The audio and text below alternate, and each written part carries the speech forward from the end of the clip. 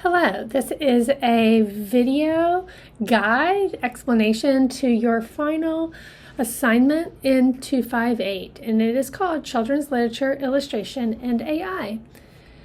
So throughout this course, we've examined picture books as powerful cultural texts that shape ideas about identity, representation, and power. We have also explored how meaning is created through the relationship between text and illustration. And this assignment allows you to approach children's literature as a reader, a critic, and a cultural analyst. As generative AI becomes increasingly present in publishing and media, it is important to think critically about how children's stories are created, evaluated, and shared. So for this final assignment, you're going to write a single structured paper with 5 sections that analyze a human-authored picture book, critically examines an AI-generated picture book text, explores the role of illustrations in meaning making, and applies course readings to the questions of bias, voice, and literary quality. So there are 5 sections, as I mentioned. I'm going to show you, I'm going to go over the section here, and then I'm going to bring over an example for you to see. So section 1, you'll choose an author from a provided list. So you're going to give a background on them, some themes or concerns that have been found, why these stories matter culturally or socially, and you can use citations most likely from outside our assigned readings. So here is an example. I used Dr. Seuss, Theodore Seuss Geisel, and I'm not going to spend too long on this beginning, but you can see I did a 3-paragraph introduction with citations for Dr. Seuss. 1 page there, right? The next section, you're going to do a picture book analysis. So choose a picture book by your author. You're going to analyze it much in the same way we've done all semester. That includes the literary elements using the guide we've been using the whole semester. Look at the relationship between the text and illustrations. Look at how representation, voice, and power are used. And using at least 2 course readings, Sims Bishop, Derman Sparks, Schneider, etc. And then you support your analysis with specific examples from the text and illustrations. So I chose the Lorax for you guys to see, and so you can see I did 2 paragraphs here on the literary elements.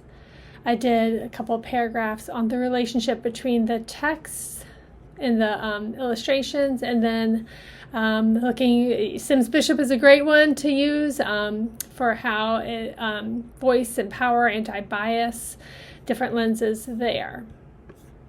Okay, so then you've done that. 2 or 3 pages there. Section 3 is you go to an AI tool such as ChatGPT and generate a 10 to 12 sentence picture book style story that has a similar character, setting, theme as the book you analyzed. So include the AI generated text with no changes whatsoever. Okay? So for this particular section, right, you are going to just go into AI. So let me bring this over here. And you can see I had put in, said I wanted an AI story that was similar to the Lorax.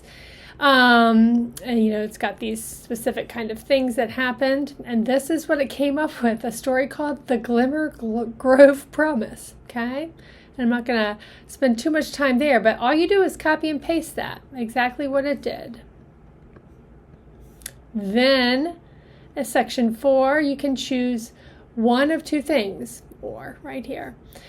You use the exact generated text as it is to complete some illustrations. So you can either do option A and describe 2 illustrations that would accompany the text, explaining what is shown, what visual choices that were there, how it adds to the text. And each of these should be about a page in length, right? So with each illustration described in separate paragraph.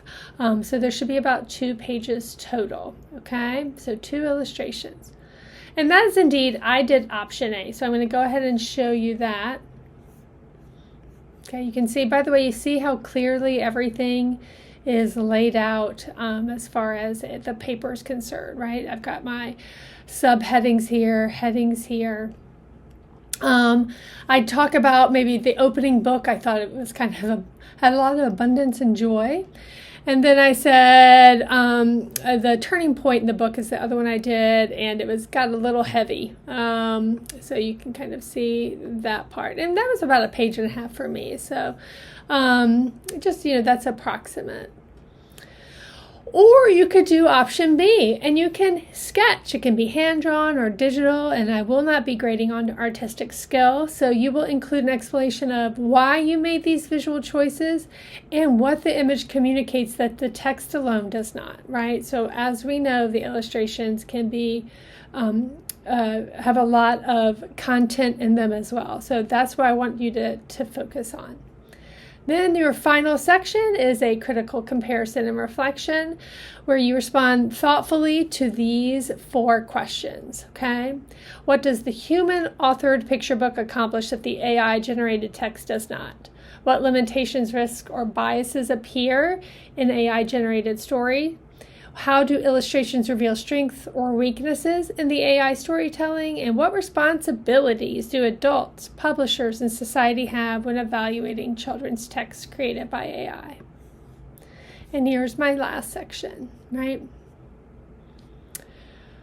The last thing you'll do is have an AI use statement, and just saying, I use ChatGPT in section 3.